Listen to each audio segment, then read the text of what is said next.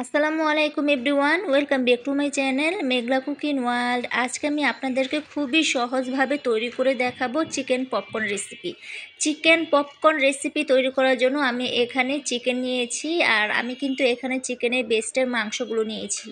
মাংসগুলো দেখুন, আমি কিন্তু একদম একটু ছোট ছোট করেই কেটে নিয়েছি। চিকেন পপকর্নের ক্ষেত্রে মাংসর পিসগুলো একটু ছোট ছোট করেই কেটে নিতে হবে। এখন মাংসের উপরে এক এক করে সব ধরনের মশলাগুলো দিয়ে নিব। প্রথমে দিয়ে নিলাম পরিমাণ মতো লবণ।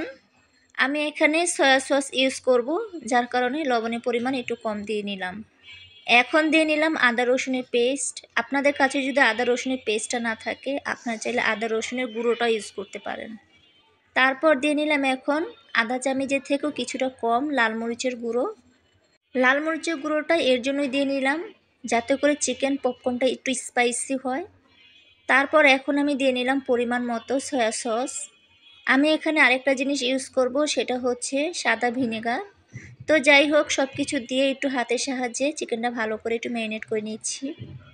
এই পর্যায়ে এখন আমি দিয়ে নিব পরিমাণ মতো কিছুটা সাদা ভিনেগার। তো ভিনেগারটা দিয়ে নিলাম। এখন একটু আবারও চিকেনটা হাতের সাহায্যে মেখে নিব।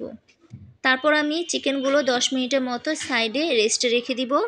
চিকেনটা কুটিং করার জন্য একটি প্লেটে আমি নিয়ে নিলাম পরিমাণ মতো আটা। আপনারা আটার পরিবর্তে ময়দা দিয়েও কিন্তু চিকেনটা কুটিং করতে পারবেন। তারপর এখন আমি আটার উপরে দিয়ে নিলাম বড় চামচের আধা টেবিল চামচ কর্নফ্লাওয়ার। কর্নফ্লাওয়ারটা দিলে চিকেনটা অনেকটাই ক্রিস্পি করতে সাহায্য করবে। তারপর এখন আমি দিয়ে নিলাম দেখুন পরিমাণ মতো লাল মরিচের গুঁড়ো, আর দিয়ে নিচ্ছি এখন পরিমাণ মতো হলুদ গুঁড়ো। আপনাদের হাতের কাছে যদি আদা রসুনের গুঁড়োটা থাকে তাহলে কিন্তু ইউজ করতে পারেন। আমার হাতের কাছে নেই, যার কারণে আমি দিলাম না। তো যাই হোক, হলুদ গুঁড়ো মরিচ গুঁড়োটা দিয়ে দেখুন আটার সাহায্যে খুব ভালো করে একটু মেখে নিলাম। এখন আগে থেকে নেওয়া ম্যারিনেট করা চিকেনগুলো এই যে দেখুন আটার সাথে খুব ভালো করে একটু কোট করে নিচ্ছি। প্রত্যেকটা চিকেন কিন্তু আটার সাথে খুব ভালো করে কোট করে নিতে হবে। দেখুন অল্প অল্প করে চিকেন কিন্তু আমি আটার উপরে নিয়ে ভালো করে একটু কোট করে নিচ্ছি। আর আপনাদের কাছে একটাই অনুরোধ, যদি আমার রেসিপি আপনাদের কারো কাছে ভালো লেগে থাকে তাহলে প্লিজ আমার চ্যানেলটি সাবস্ক্রাইব করে দিয়ে আমার চ্যানেলের পাশেই থাকবেন ইনশাল্লাহ।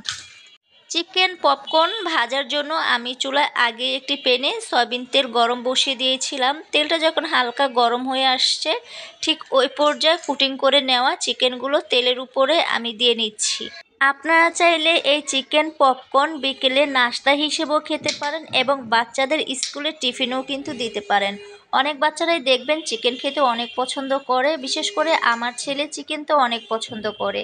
তাই মাঝে সাঝে বাসায় আমি চিকেন পপকর্ন এবং চিকেন ফ্রাই তৈরি করে আমরা সবাই খাই। তো এই যে দেখুন এখন আমি চিকেনটা একটু উল্টিয়ে দিচ্ছি।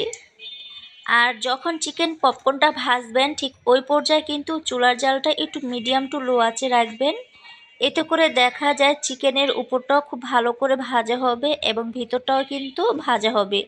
চুলার জালটা বাড়িয়ে যদি চিকেন পপকর্নটা ভাজতে যান তাহলে কিন্তু চিকেনের উপরটা একদম পুড়ে যাবে আর ভিতরটা কাঁচা থাকবে, খেতে ভালো লাগবে না। এই যে দেখুন চিকেনগুলো আমি খুব ভালো করে একটু উল্টিয়ে দিলাম। তো এই যে আলহামদুলিল্লাহ দেখুন চিকেন পপকর্নগুলো আমার কিন্তু একদম লাল লাল করে ভেজে নেওয়া হয়ে গেছে। এখন একটি তেল ঝরানো চামচের সাহায্যে চিকেন পপকর্নগুলো আপনাদেরকে তুলে একটি সার্ভিং প্লেটে সার্ভ করে দেখাবো। আজকের মতো বিদায় নিচ্ছি, আল্লাহ হাফিজ।